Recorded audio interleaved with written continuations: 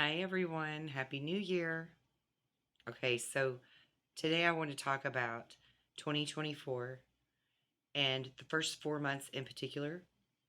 We have airy winds of change that are blowing fiercely into our lives, everybody's lives, your individual life, your city, your state, your town, your country, all across the world. Everything, everything changes this year. Well, a lot of things. This is truly going to be what we will come to call a landmark year into the age of Aquarius, the age of air. It's going to seem like a completely different world because of the rapid flow of information, the rapid amounts of thoughts, new innovation, designs, ideas, new techniques, ways to heal and cure. The digital world in particular is going to be trying to push through and change our currency, our surveillance, our policing, all of those kind of things, with the AI. Sorry. But it's going to create a profound shift. This is really going to be like the last year of that final crossover between Pisces and Aquarius. Um, but also a great crossover between Capricorn and Aquarius, according to where some of our planets are positioned. And we'll get to that in a minute. But this is going to be what we call um, that final great crossover of the mid 2020s. Saturn in Pisces and Neptune in Pisces um, will no longer be in those positions after this year. We won't see them in that position again in our lifetime. Same thing with Uranus in Taurus. This will be the last year that it's in Taurus. Once it moves out, which it does this year, we won't see that again in our lifetime. Pluto has been doing this dance back and forth between Capricorn and Aquarius, giving us little hints and tastes and glimpses of what the Aquarius age is going to look like, and then it pulls back and goes back to Capricorn. This is going to be the last year it does that. Actually, it's doing that pretty early in the year, moving into Aquarius and staying there. Excuse me, for the most part, except for a temporary step out again in the fall, which it'll only be gone for a short time, and then it's going to be stepping back in and stay there wholly in Aquarius. But this is going to be the long goodbye for those planets being in those positions, because by 2026 they're all going to be completely moved out.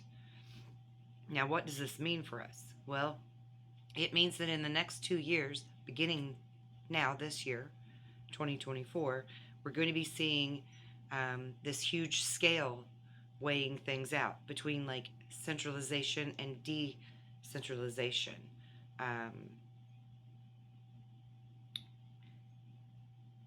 It's going to be a very historical moment of change for us. It's going to be a really historical, important emphasis on the signs of change and where we're headed as humanity, right, as a whole. But so Pluto's second appearance in Aquarius for 2023 was a little bit of a preview, as I said a moment ago, to what we can expect to see changing, right, in our own personal lives, even. But Pluto is the engine of change, and that's why I'm putting so much emphasis on talking about Pluto right now, okay? So, back in the 18th century, when we had Pluto consistently in Aquarius before, This was the time we saw the destabilizing of the kingship and their right to rule. We transformed all of that into natural human rights through our declarations of independence for each of our countries. That's when they were created, while Pluto was in Aquarius. So we can expect to see whole new governments founded with Pluto being in Aquarius, which is really exciting, but also has to be carefully thought out, and well planned, right? We're going to have several encounters with non-human intelligences as our very next leap in evolutionary forward movements. The last time that humans found themselves in with Pluto in Aquarius back in the 18th century is when our explorers were discovering that there were humans on the other side of the globe or halfway around the globe, right? This time it's going to be with outside intelligences. And yes, I'm talking aliens, but I'm also speaking in reference to AI. AI is going to play a very prominent part in our lives starting this year. So the AI, what can they do to be helpful? One of the things that is going to be helpful is helping us to understand the language of animals as well as aliens, because it can compute the data much faster than our brain can to come up with an answer, right?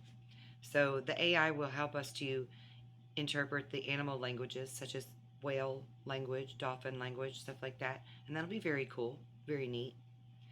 But it can also end up being very disruptive to our economy, particularly people who are in the creative and intellectual work fields. Until we learn to retool and retrain, AI could pose a real threat to those industries. Even our godfather of Google, if you will, said himself, Geoffrey Hinton, that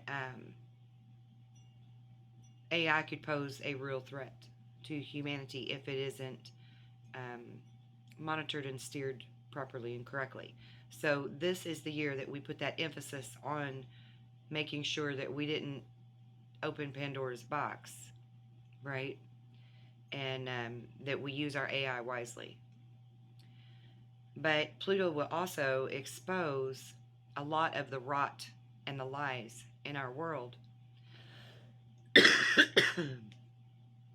Excuse me. So this is truly going to be that final year of truths unveiled, and lots of things there to deal with, of course, but also lots of treasures to find as well as we begin revealing new innovative techniques and ways to cure, etc.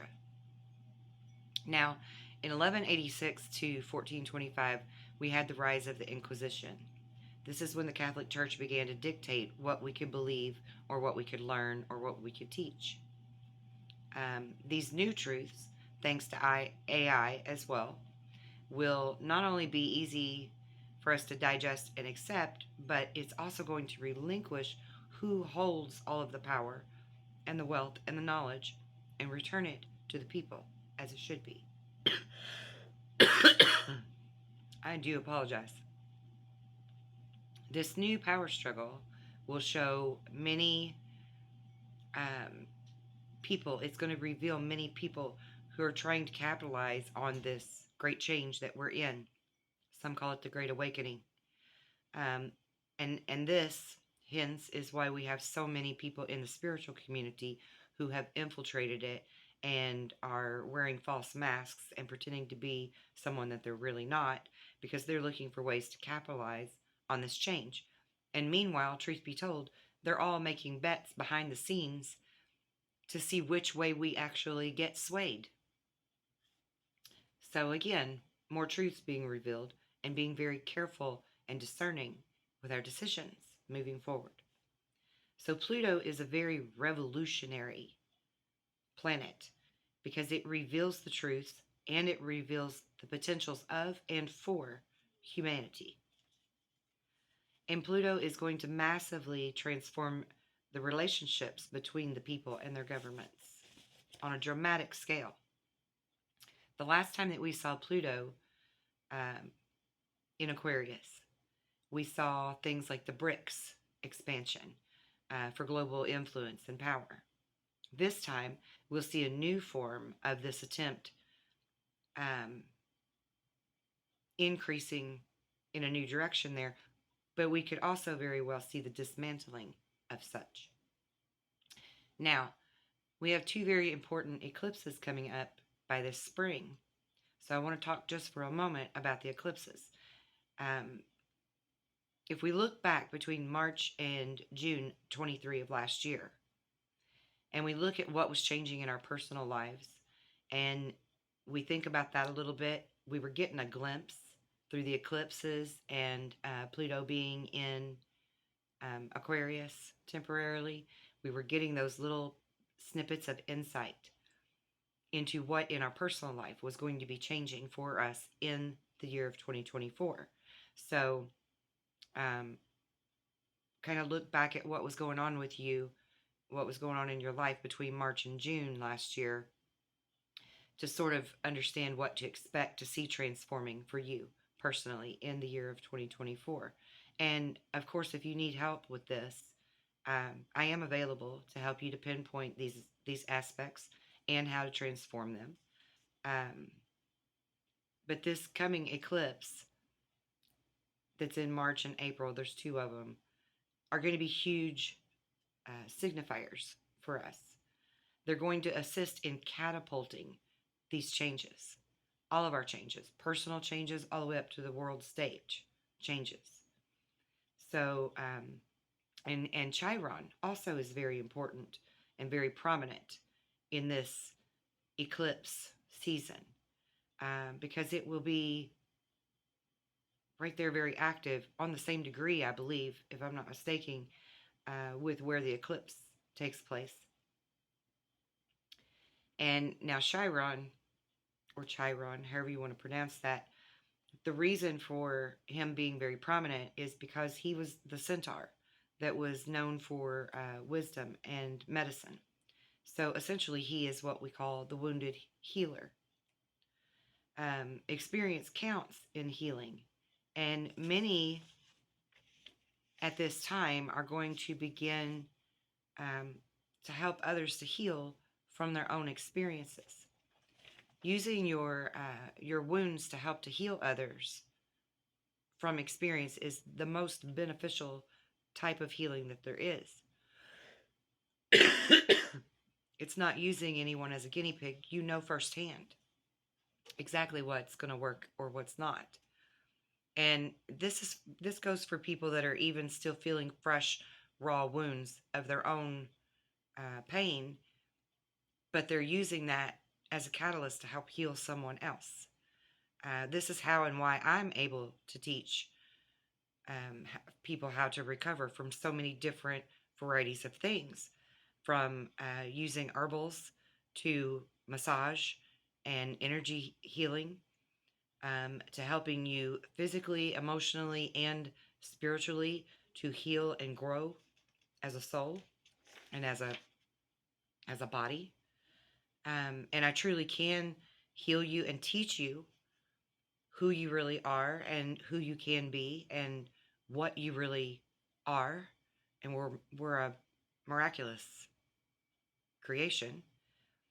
But I truly can help you to restore that self-love that is needed, and that confidence and that faith and that real hope again, because you'll have reason to see hope, right? It won't just be hopium.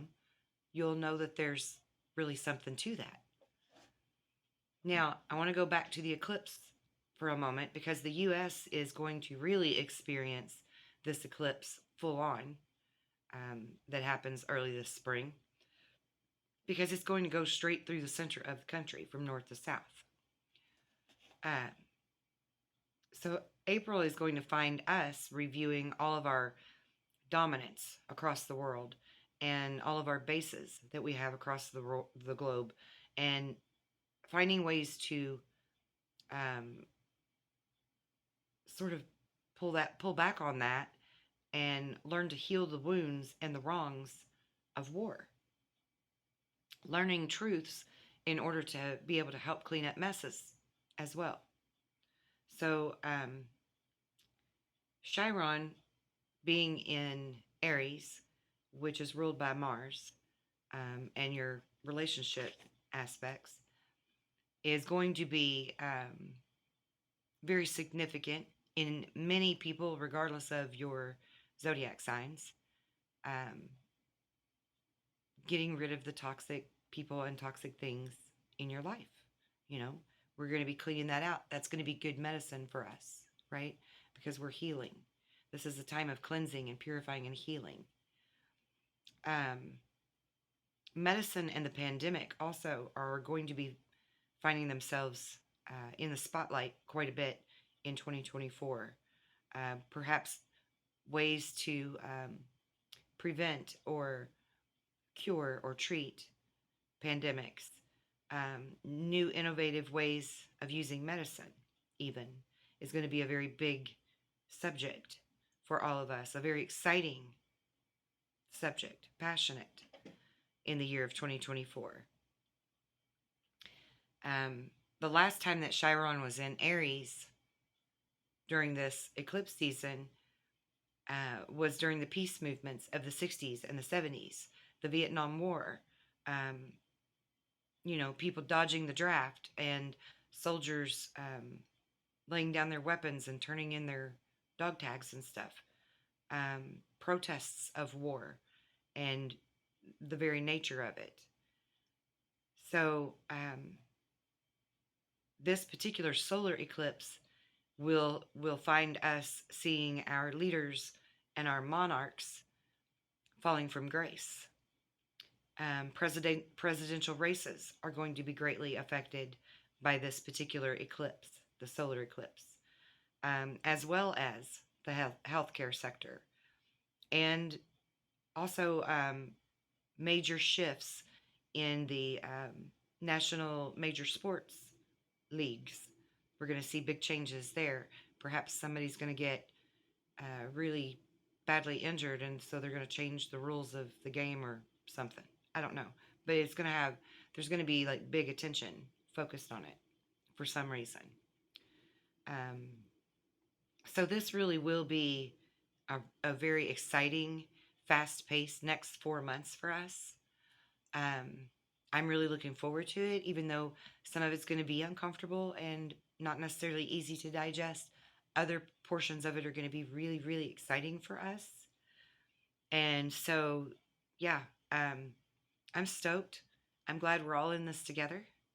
I'm happy to see so many people waking up to all of these truths, and we're going to see so many more waking up in the year of 2024. It's going to be phenomenal.